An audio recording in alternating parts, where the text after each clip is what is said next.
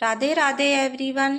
तो नवरात्रि पूर्ण हो जाने के बाद बात आती है कि हम चौकी कैसे उठाएं और पूजा में हमने जो भी सामग्री समर्पित की है उसका क्या करें।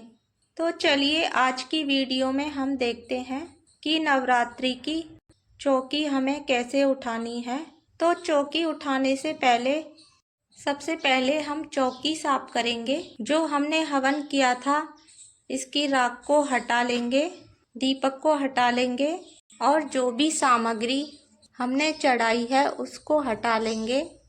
अब हम भाव रूप में सभी को स्नान कराएंगे। पहले गणेश जी को, फिर माता रानी को,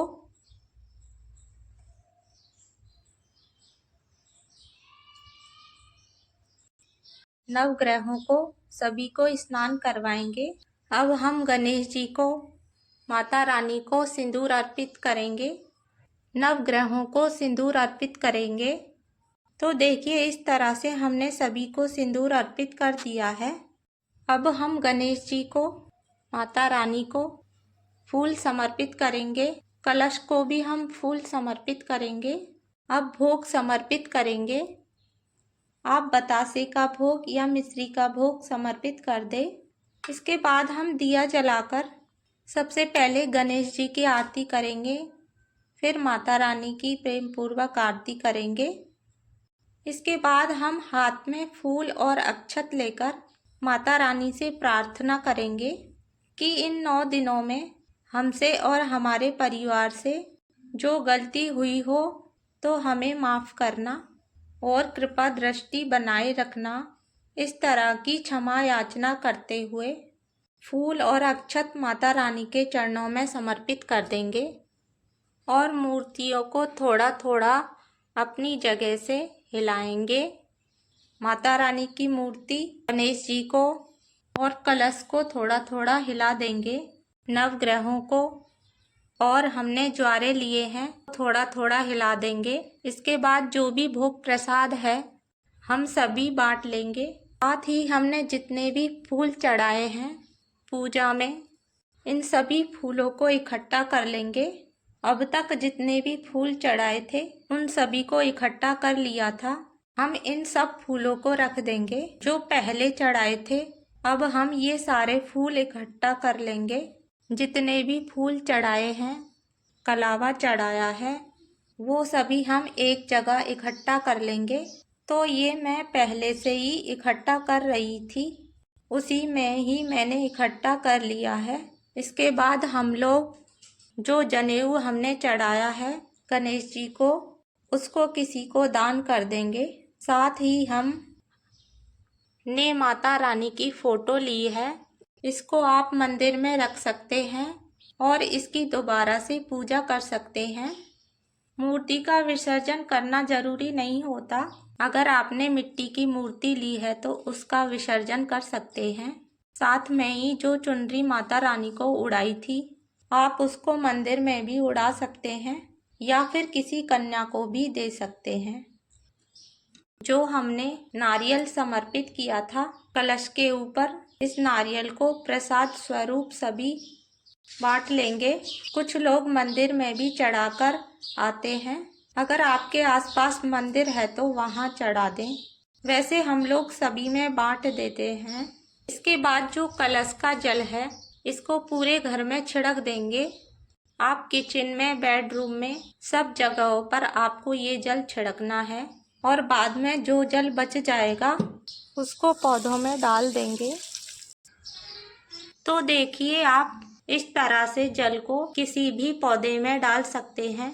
इस जल के अंदर सुपारी, हल्दी और सिक्का निकलेगा। तो हल्दी को आप किचन में यूज कर सकते हैं। सुपारी जो है इसको दोबारा से पूजा में यूज कर सकते हैं और जो सिक्का है या पूजा के जितने भी सिक्के हैं उनको आप इकट्ठा कर लें, बाद में आप मंदिर में भी चढ़ाकर आ सकते हैं। तो इस तरह से हमें करना है। इसके बाद हमने जितने भी पत्ते लिए हैं या फूल लिए हैं, जो भी कलावा हमने लिया है पूजा में चढ़ाया है, इन सब का हम भूमि विसर्जन करेंगे। और हमने दक्षिणा चढ़ाई है इसको दान दे देंगे। इसके बाद जो श्रृंगार का सामान चढ़ाया है माता रानी को, इसका हमें दान करना है। तो ये सब चीज़ें दान कर देनी है। जो सुपारी हमने गणेश जी के रूप में स्थापित की थी और नवग्रहों के रूप में स्थापित की थी, उन सभी को हम इकट्ठा कर लेंगे। किसी भी बर्तन में एक जगह इकट्ठा कर लें। तो देखिए, मैं इन सभी सुपारियों को रख लूँगी। तो अब ये सारी सुपारी मैंने ले ली है। अब मैं जल के छींटे लगा दूंगी। आप चाहे तो भूमि विसर्जित कर सकते हो। जब फूल और पत्ते विसर्जित करेंगे तो अगर आप चाहो तो भूमि विसर्जित कर सकते हो। इनको दोबारा पूजा में भी यूज कर सकते हो। पूजा में दोबारा से यूज करने के लिए इस तरह से आप जल के छींटे लगा दें। इसके बाद हमारे ज्वारे हैं, इनको दशहरा पूजन में यूज करेंगे।